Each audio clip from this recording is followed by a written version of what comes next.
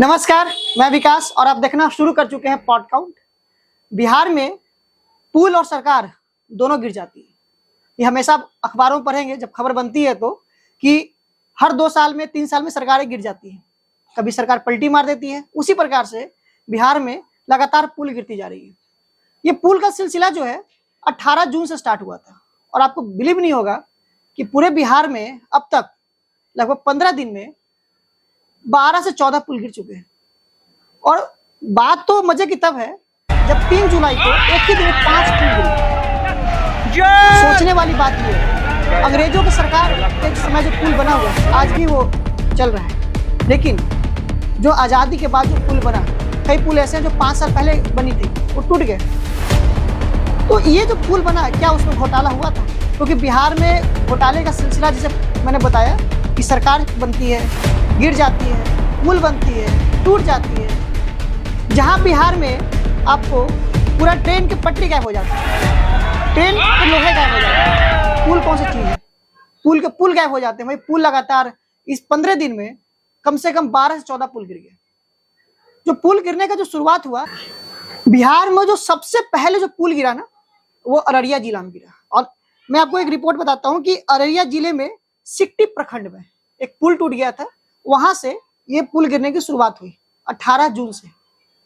और मजे की बात यह है कि 3 जुलाई को एक ही दिन में 5 पुल गिरी है। बिहार के नेता प्रतिपक्ष तेजस्वी यादव ने ये ट्वीट करके दिखाया। आप ये वीडियो देखिए कि किस प्रकार से ये पुल गिरा। एक ही दिन में 5 पुल गिर गए।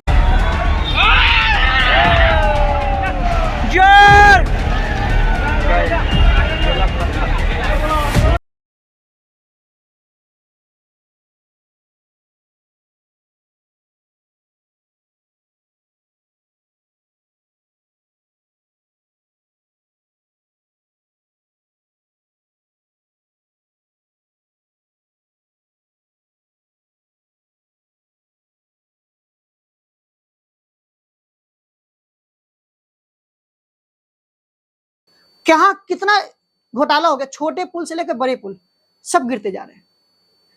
ये बिहार का हालत है। अभी जस्ट बरसात की शुरुआत हुई है और बरसात खत्म नहीं, अभी नहीं पता है कितना पुल गिर जाएगा।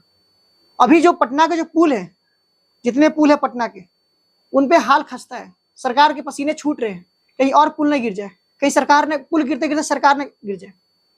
क्योंकि बदनामी सरकार की हो रही है और सरकार समझने को तैयार नहीं है। पता नहीं इस पुल से कितने लोग की मौत हो जाए, हो सकता है चलते हुए आप भी गिर जाए पुल में।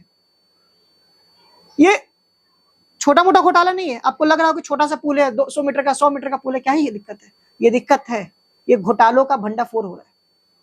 सरकार जो वादे कर रही है कि हमने इतने कार्य किए हैं, उन सारे घोटालों का भंडाफोड़ हो रहा है। आप 15 दिन में 12 से 14 पुल एक राज्य में गिर जाना एक मामूली बात नहीं है, बहुत हैरान कर देने वाली बातें हैं। लगातार पुल का गिर जाना। आपको बताते हैं कि छोटे मोटे जो पुल है सब मिलाकर अब तक 14 पुल गिर चुके हैं और अब तक जारी है। ऐसा नहीं कि रुक गया है, ये अब तक जारी है। चलिए बिहार तो छोड़िए, भारत का रिपोर्ट बताते हैं कि किस प्रकार से पुल गिरने का जो रिपोर्ट है वो हर साल कितना पुल गिर जाता है। ठीक है, 1977 से 2017 के बीच 2130 पुल गिरा है।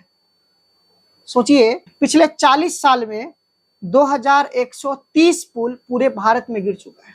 आप सोचिए, अंग्रेज के बनाया हुआ पुल सालों तक चलती थी, 100 साल के बाद भी वो चलती रही है। कई से पुल है जो चल रही है, अब तक आजादी के बाद भी चल रही है। लेकिन आजादी के बाद बनी हुई पुल जो भारत सरकार के द्वारा, बिहार सरकार के द्वारा बनाया हुआ, जो 5 साल पुल नहीं टिक पा रही है। अब सोचिए कितना बड़ा घोटाला है ये। आप 1977 से 2017 के बीच का एक मैं आपको आंकड़ा बता रहा हूँ। 2130 पुल गिर चुके भारत में, छोटे और बड़े पुल मिलाकर। ठीक है, और 2012 से 2021 के बीच 214 पुल गिरे हैं अब तक भारत में। ये एनसीआरबी का डाटा है। एनसीआरबी का डाटा कहता है कि 2012 से 2021 यानी कि 9 साल में 214 पुल गिर चुके हैं भारत में। ये आंकड़ा जो है ना, डराने वाली है। सोचिए, ये वो पुल हैं जो आंकड़े में आए हैं, कहीं से पूरे हो सकता नहीं आए होंगे। एनसीआरबी का डाटा आप देखिए किस प्रकार से पुल गिरा है। हर साल इन्होंने डाटा दिया है। 2012 से 13 में पुल गिरने की जो घटनाएं है, औसतन एवरेज 45 थी। सोचिए एक साल में 45 पुल गिर जा रहे देश में। मैं एक तो छोटा स्टेट की एग्जांपल दे रहा था, पूरे देश की बात बता रहा हूँ किस प्रकार से घोटाला हुआ देश में आजादी के बाद से। एक साल में एवरेज 45 पुलें गिर जा रही है।